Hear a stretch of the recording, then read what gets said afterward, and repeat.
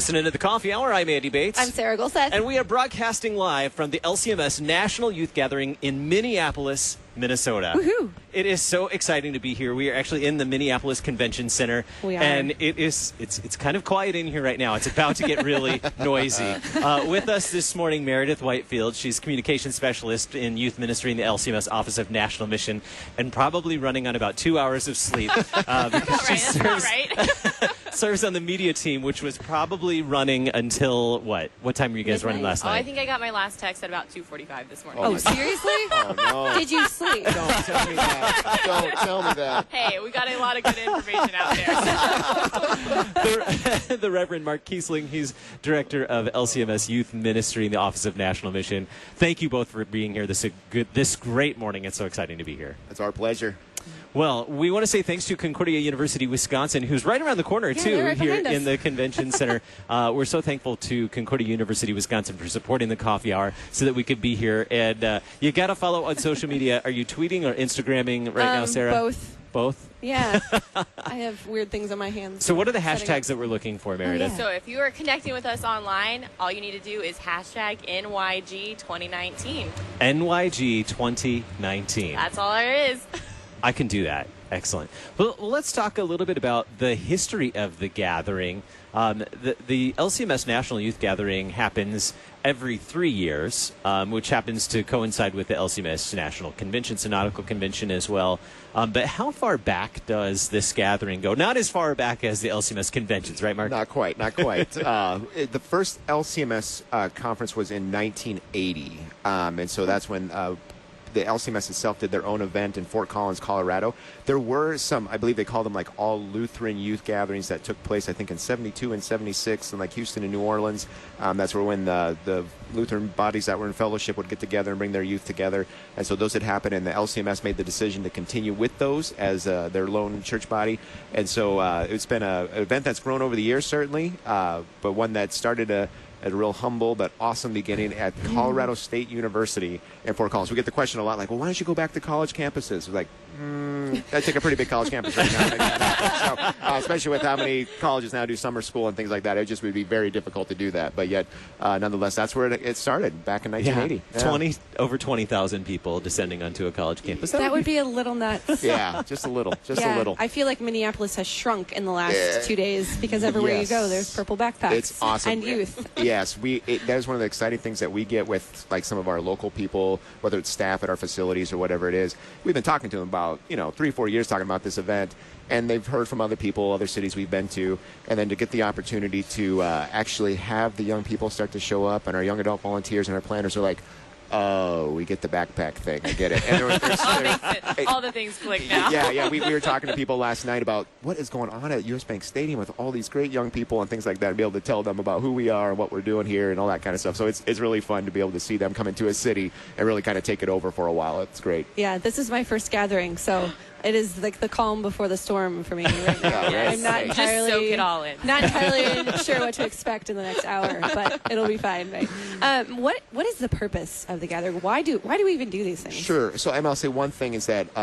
just kind of really on the real practical side of it is there was a history always in the LCMS and a lot of other Lutheran church bodies too of bringing young people together. So for us in the LCMS, Walther League, other places where there was this time where we bring young people together, encourage them in their faith, get them connected across district, regions, nationally, and so that was one thing that really the LCMS wanted to do when they continued it. So it was really pulling the young people together to show that they are cared for by a church body, by adults that are around them, and then specifically within the gathering itself. It's really about coming together, receiving Christ's gifts and worship and Bible study, and service also out into the community that hosts us, as well as to be encouraged when they go back home and how they can serve it if they're not already doing that already. And then I think the big thing for us too, it's still that same principle of gathering young people together from across our church body. I just loved last night. It's my big takeaway from when I was a young person and attended the youth gathering is to see how big the church is. And this is just not only in the United States and the LCMS, but we have international church bodies here as well. I mean, to see, man, the body of Christ together. and to see like, hey, when I graduate from high school, I know there's a place for me when I go off to college or to career or military, excuse me, whatever it might be, and to see there are people and young adults and adults who care for me in this church. And I think that just makes such a great statement for our young people as they see themselves maturing in the faith, maturing as people and their vocation, responsibilities, and other places too, that there's a place for them to connect within the LCMS. Absolutely. Meredith, what is it like for all of these youth who maybe come from small towns or who maybe grew up in the same church their whole life to come to something like this? How life-changing is this for people? I can't tell you how many tweets we've seen already that are like, I didn't know that there were this many people here, or there were this many Lutherans. I've never been around this. And I just think that they come to this and they realize, like Mark said, like the church is so much bigger than just your home congregation and just getting to see the body of Christ at work. I mean, it's kind of hard to explain. It's kind of hard to wrap your head around. You know, you walk into a mass event for the first time and it's just like, this is crazy. Like, in a good way, crazy. And just to see the body of Christ just, like, out there in front of you. It's really hard for me to wrap my head around it, so I can't imagine being a 16-year-old wrapping my head around it. But just knowing that there's so many other people out there that have the same questions as you, that believe the same things as you, that like the same things as you, and you've already got that connection. So even though there's 20,000 people here, you can sit down with anybody. You've already got something in common. Yeah. The gathering, as you shared earlier, Mark, has been going on since the 80s, and has taken place in many different places as well. We'll talk in a little bit. In a few minutes, we'll talk more about the Minneapolis site. But what are some of the other places that the LCMS Youth Gathering has gone to? And places that have been a great match for us and places that maybe it didn't work so well. Sure. Yeah. Well, we have been blessed with amazing hosts. I mean, I think off the top of my head, I mean, New Orleans, we've been to 3 times, been a great host city. Yeah. You know, it's almost, you know, I think for some of our adult leaders, it's home away from home almost in terms of their experience there. And praying for them right now, too. Oh, absolutely. Yeah, our brothers and sisters there. Our AV company is actually based out of New Orleans, and so they've got, definitely, we've been praying for them and talking with them. They got one eye back home, one eye on their work here, but they're doing an amazing job for us, and certainly do lift them up and our brothers and sisters in Christ in New Orleans for sure. But, you know, great city, used to hosting big events like that. You know, that's one of those situations where we're basically going to get everyone downtown because they're great hotels that they've got there. We were in San Antonio in 2013, another great convention city. You know, just had a great reception there, great Texas district that we were able to connect with. We were in Orlando in 2004 and 2007. 2007, interesting, actually, we had planned to be in New Orleans, but because of Katrina, we actually had to move, and Orlando was gracious enough to host us again. So that was the only time we've done back-to-back cities. It was because of Katrina. And then also we've been in Atlanta in 98. We've been in Washington, D.C., actually, and back in, I think that was 86 that we were there. We were in Denver in 89. And so really coming to New Orleans, or excuse me, coming to Minneapolis was actually really the last time that we'd been anywhere really north, which was kind of a new thing. And then on top of it, not only being north, but then also being in the Midwest. It was really kind of the first time we've done that. Usually we've been kind of in southern cities. You know, New Orleans loves to joke with us that there is a Lutheran-sized hole on their calendar in July, or at least every 3 years anyway, that they want those young kids back. And so it's a beautiful thing to have a relationship with a city like that because, as Meredith said, they see the impact that our young people bring into a community. I'll never forget my one New Orleans story was we had bright green back T-shirts from 2010, and I was wearing mine, as St. Louisans will understand this. I was at Ted Drew's getting my concrete on a hot day, and I was wearing my gathering shirt, and a guy came up and started talking to me, and he's like, "I can't believe I just saw that T-shirt again." I was like, "What are you talking about?" And he goes, "I drove to work 3 straight days, and I was like, what are all these young kids serving in my community with these crazy I care about malaria T-shirts going on?" And he's like, "I couldn't believe I saw another one here in St. Louis. What in the world?" So I got to tell him about the event, what we were doing, cool. about our faith and everything. So it was a really neat little witness that our young people had in that community, that he was able to make a connection back to the church that way. That's really neat. And I remember participating in servant events in other parts of the country as well. Same thing, you know, had that common T-shirt, and I ran into somebody in a grocery store one time, had that same shirt. Hey, you served at a servant event as well. Yeah, there was a tweet last night that I saw that was talking about that. What are all these young people who have invaded our city with the same color T-shirts and all this kind of stuff? So it's like it makes a presence for sure that we're here. Yeah, especially in U.S. Bank Stadium. You got purple backpacks, purple seats, purple walls. Everything's purple. It was very purple.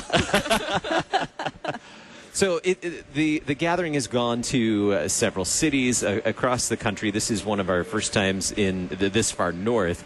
What are some of the things that we've learned throughout the years, starting back in the 70s and 80s? What are some things that have worked really well at the gathering? What have we learned what are some of the highlights of the gathering now that have been, great things that we like to continue to do at the gatherings? I think one thing I'll say that a huge leap that we saw, I've been blessed by so many shoulders on whom we stand through the years in terms of what technology has enabled us to do to communicate about the event. And that's from everything from a session schedule to know what great speakers we have, where young people, the questions they have maybe, or the things that are pulling at their heart or the desire they have for vocational service can connect and know that ahead of time. I mean, I think back to, we got this thick guidebook, and back in the day, you would get checked in and one morning and be like, here's your 200-page guidebook. Now find the sessions you want to go to, that kind of thing. Or here's your schedule for the first time that maybe we would have maybe had a book a couple months out to give them a brief overview. But I mean, now that we can, our app, what Meredith puts online, that I think it just makes it so much more of an impactful event in terms of their ministry dollars that they're investing to be here so they can get more out of it. And that way, the adults, too, I think they're able to kind of be less stressed when they show up.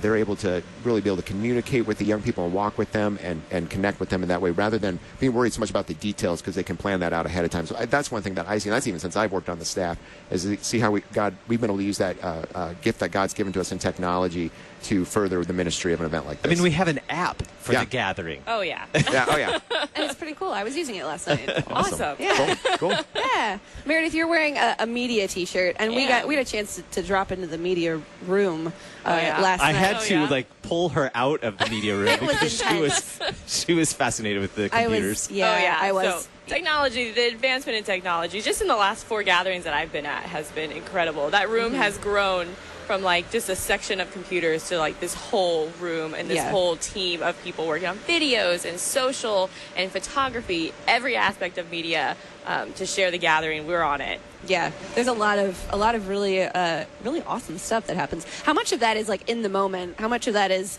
people taking pictures and videos throughout the day, and you're just chugging stuff out?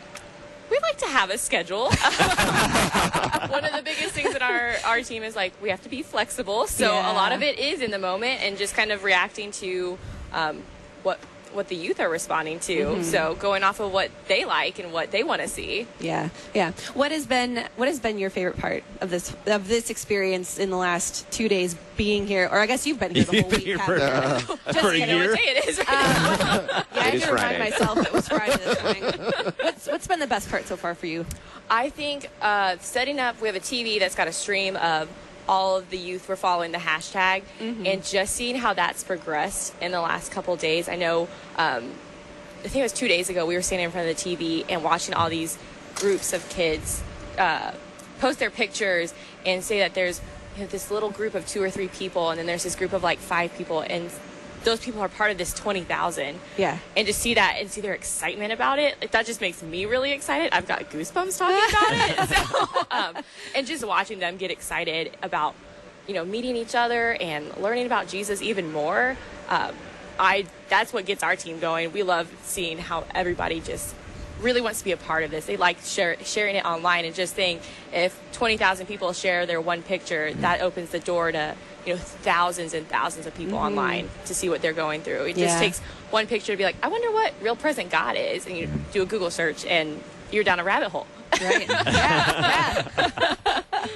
And speaking of real present God, I want to talk about the theme in just a little bit, too. We'll do that. We're going to take a quick break and share more about this year's gathering, the LCMS National Youth Gathering in Minneapolis, Minnesota. You're listening to The Coffee Hour. I'm Andy Bates. I'm Sarah Gulseth. And I should start some music. That would be a good idea, wouldn't it? We'll be right back in just a minute.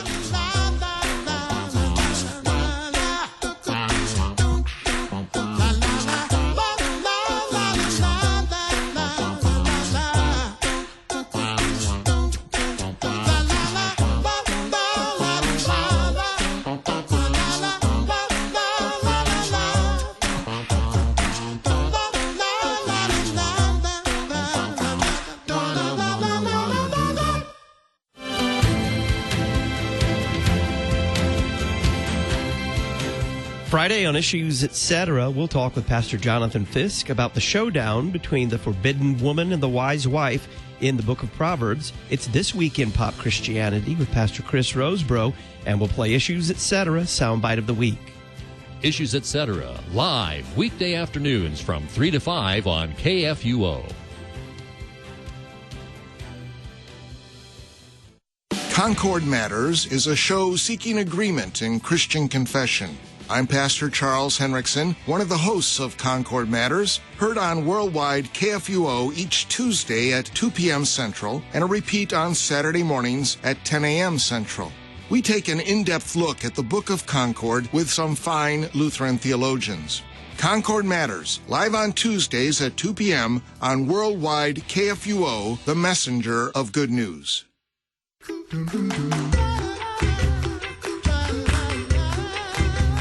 Welcome back to the Coffee Hour. I'm Andy Bates. I'm Sarah Golseth. We are broadcasting live from the LCMS National Youth Gathering in Minneapolis, Minnesota. It's just unreal.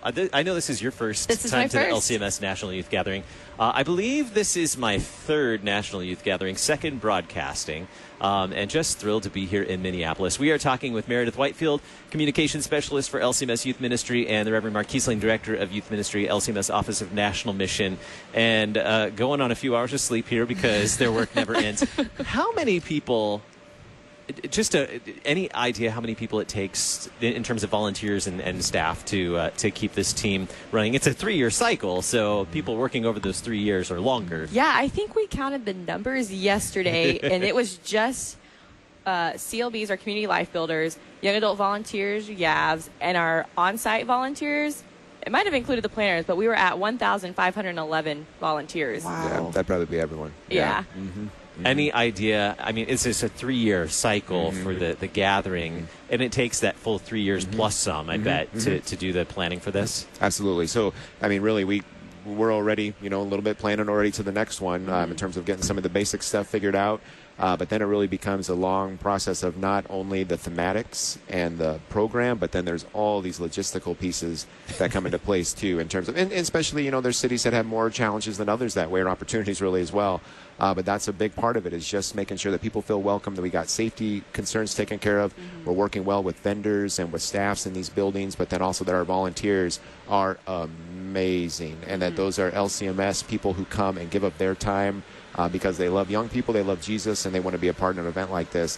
And that's the thing, that there's always so many things that we're nervous about or concerned about and we're praying about, and we just don't really see it come together until, when those young adult volunteers show up. Oh yeah. My goodness. The energy that they bring, the connection that they bring is just amazing. And it just really brings the glue of the event together, along with our community life builders, in terms of where they just fit into spots. We've heard stories over and over again of those volunteers with a servant heart jumping in and helping people. And it's just so great to hear and see. Yeah. And those are easily identifiable. Yes. Because they're loud. And they're wearing loud colored shirts as well. Young adult volunteers are wearing nice bright orange shirts. And many of them have gone full in, not just the orange shirts, but orange flare. Socks, orange flare, orange hair. Saw a few tutus in there. Yeah, I did. I saw some. Yeah. There were some tutus. Full in. They are Orange Nation, and they are happy to be Orange Nation. And you ask them to do anything, and they're ready to do it. It might require some coffee because they're going on a few hours of sleep. And then, as you mentioned, the CLBs, Community Life Builders, those are the yellow shirts. Those are the folks who have they've been around a little longer and have a little more experience with the National Youth Gathering as well. And I gather the CLBs and the YAVs are things that have grown out of the youth gathering and learning from experience from the gatherings as well, right? Absolutely. I mean, with the Community Life Builder, a key thing that they do, we have at least 2 Community Life Builders in each of our hotels, and in Minneapolis we're in 68 of them. 68 hotels? 68 hotels across the Twin City area. We're in downtown St. Paul, we're in Bloomington, so we're a lot of hotels. Yes, a lot of properties. So they create... Mind blown. It is. It really is. And we are so blessed with how they care for our participants, and the thing, too, is they are an amazing communication tool for us. So we get word out to them.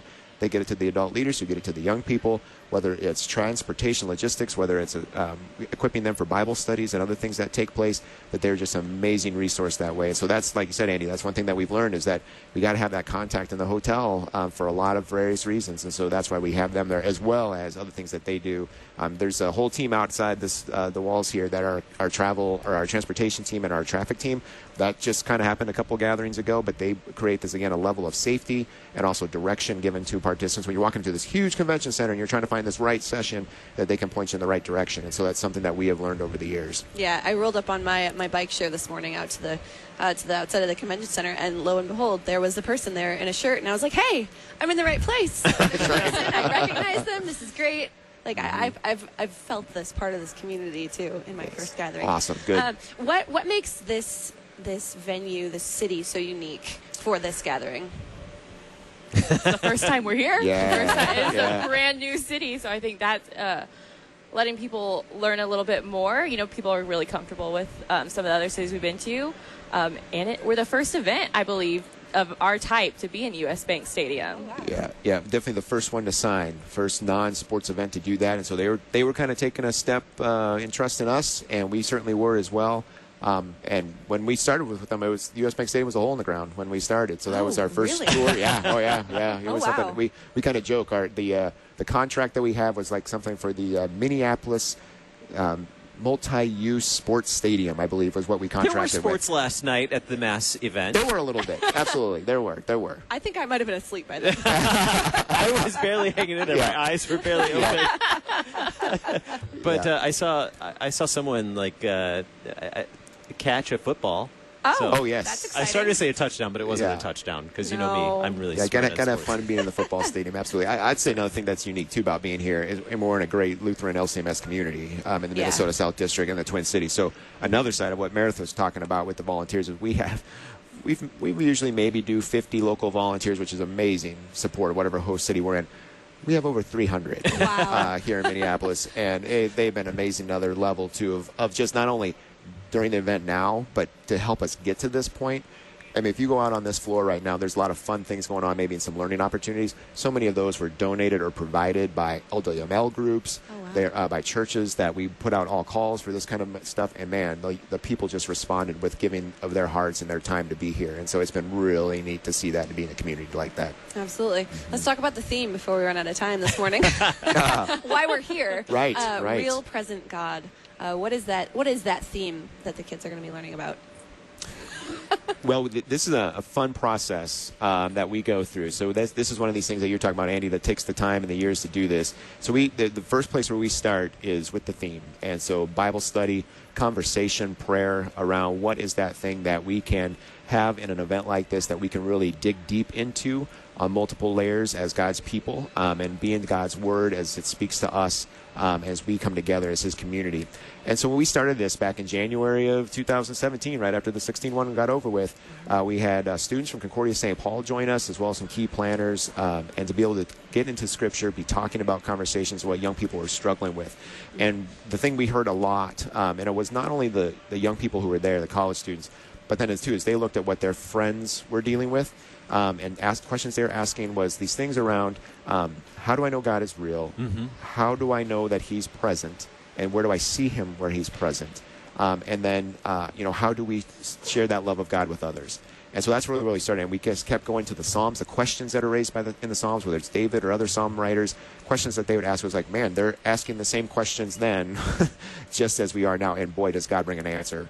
That I am present with you, and that we see it obviously most focused in the Word and Sacrament through Jesus that we receive and the gifts that we receive. And so how we're able to center on that, how we're able to be strengthened by that and nourished by that, but then also how that encourages us to go out into our world and share that with others who are asking those questions and to give them truth.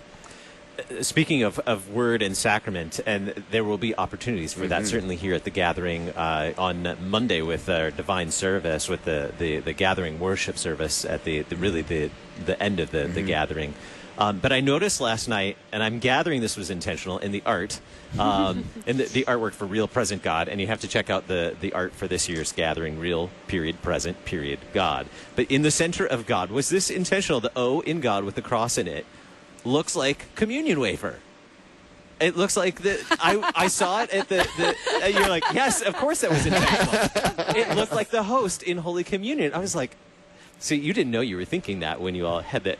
Right. You were. It was totally intentional because it was full center right there in the middle of the mass event. I was like, oh, that's what we're looking forward to, is receiving Christ's body and blood here at the National Youth Gathering, and he is really present in, with, and under the bread and wine. I was like, that's what it kept pointing me to the whole time. I was just and to speak of though, I mean, that was one of the things that we did when we sat there and had that meeting about how do we actually put it together. The thing together was, boy, we could do a really strong one just on that part, real presence.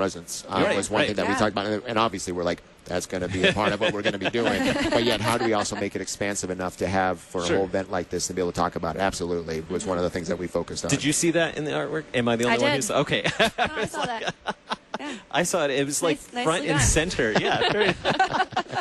So folks can follow along. Obviously, here on KFUO, we'll get some updates for them. But if they want to follow along with the mass event, they can do that, and the worship service on Monday. Correct? Yes.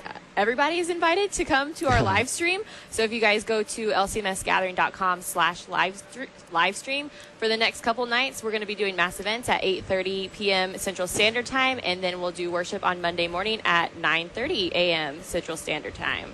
So you can join us right there. You can follow along, and great seats, actually. Some really good seats. The best seats in the house. I know, because the camera is going to really good view. I had a really good view watching from the live stream, because I knew I wouldn't make it until the end of the event last night. I was definitely asleep before. I will make it to the stadium one night to go sit with the youth from my congregation as well. This is it's just exciting to be here and to be a part of this. The room is kind of quiet right now, but in about in about 30 minutes, the convention center will be filled with roughly 20,000 people. Some will be spread out around the city. They're serving in various ways here too. We have about 30 seconds to share how they're serving around Minneapolis. Yeah, we're at about 40, 50 different servant event sites. Youth are helping veterans. They're packing meals for Feed My Starving Children, doing some VBS work with some of the local schools and churches around. Just really a plethora of different servant events that are going on in the next 3 days. Wow. We already got word. I know it's going to be a great witness to the community, as we got at least 2 news stations that are covering 2 of them. So we're really excited about that. That's great. Yeah. I followed both of those, and they both had really nice things to say. Oh, by the way, there will be about 6,000 youth on the light rail. So Don't be alarmed. Thank you so much for joining us this morning, the Reverend Mark Kiessling, Meredith Whitefield from LCMS Youth Ministry at the LCMS National Youth Gathering in Minneapolis, Minnesota. Thanks so much. Thank you. Thanks for having us. Thanks I'm Andy Bates. I'm Sarah Golseth. Stick around. We'll be checking in later on today as well. You're listening to the Coffee Hour on KFUO.